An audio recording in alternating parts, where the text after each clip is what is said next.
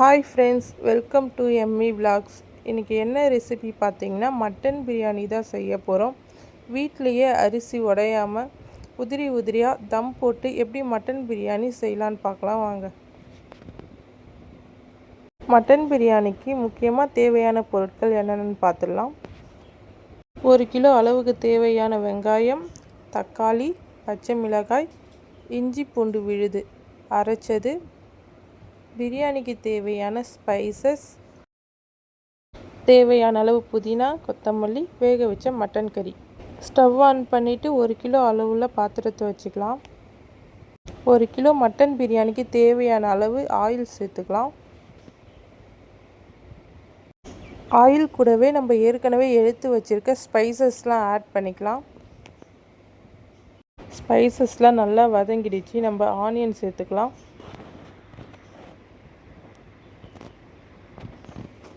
Onion சேர்த்து நல்லா கிளறி விட்டுக்கலாம்.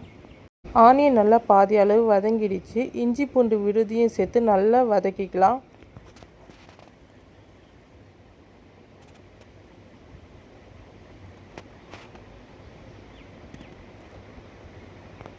இந்த அளவுக்கு கோல்டன் கலராக வரணும். அப்போ தான் நம்மளுக்கு டேஸ்ட் நல்லா கிடைக்கும்.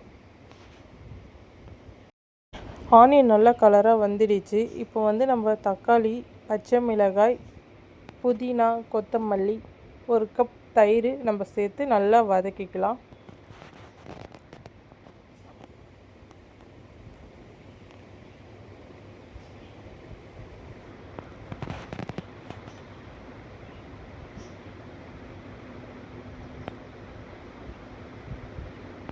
நல்லா வதங்கட்டும். நம்ம கிளறி விட்டே இருக்கலாம்.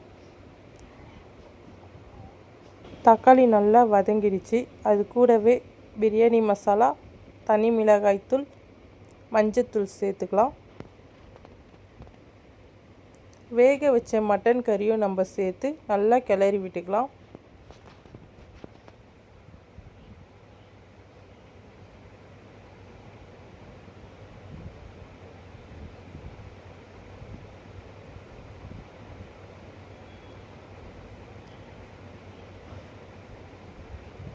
இந்த சமயத்தில் தேவையான அளவு உப்பும் சேர்த்து நல்லா கிளறி விட்டுக்கலாம்.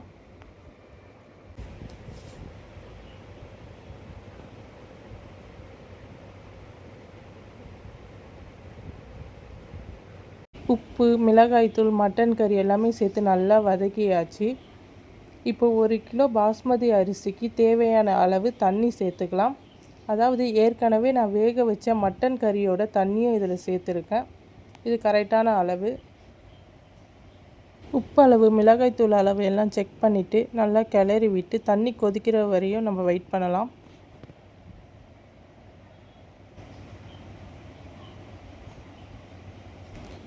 இந்த மாதிரி நல்லா கொதிக்க விடணும். அப்போ தான் நம்ம அரிசி உடையாமல் உதிரி உதிரியாக பிரியாணி நம்மளுக்கு நல்லா கிடைக்கும். இப்போ எல்லா அரிசியும் நம்ம சேர்த்துக்கலாம்.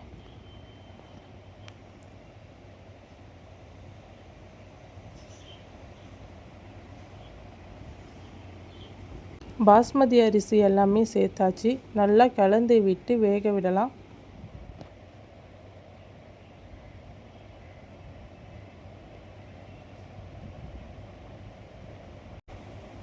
அரிசி பாதி அளவு வெந்துடுச்சு. இன்னும் கொஞ்சம் நேரம் வேக விடலாம். அரிசி 3/4 அளவுக்கு வெந்துடுச்சு. இந்த அளவுக்கு தண்ணி இருந்தால் போதும். ஸ்டவ்வை லோ ஃப்ளேமில் வச்சுட்டு அளவு படுத்திட்டு நம்ம தேவையான அளவு நெய் சேர்த்துக்கலாம்.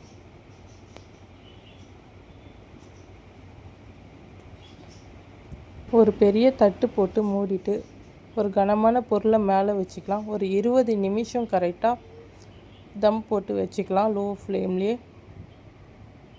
20 நிமிஷம் ஆயிடுச்சு. இப்போ நம்ம ஓப்பன் பண்ணி பார்க்கலாம். பர்ஃபெக்டாக பிரியாணி நல்லாவே ரெடியாக இருக்குது. மட்டன் பிரியாணி கறியும் நல்லா வெந்திருக்கு, அரிசியும் உடையாமல் நல்லாவே வந்திருக்கு. இந்த ரெசிபி நீங்களும் வீட்லேயே ட்ரை பண்ணி பாருங்கள். ரொம்பவே நல்லா வரும். இந்த மாதிரி ரெசிபிக்கு என்னோடய வீடியோவை லைக் பண்ணுங்கள், ஷேர் பண்ணுங்கள், சப்ஸ்கிரைப் பண்ணுங்கள், கமெண்ட் பண்ணுங்கள். பாய்.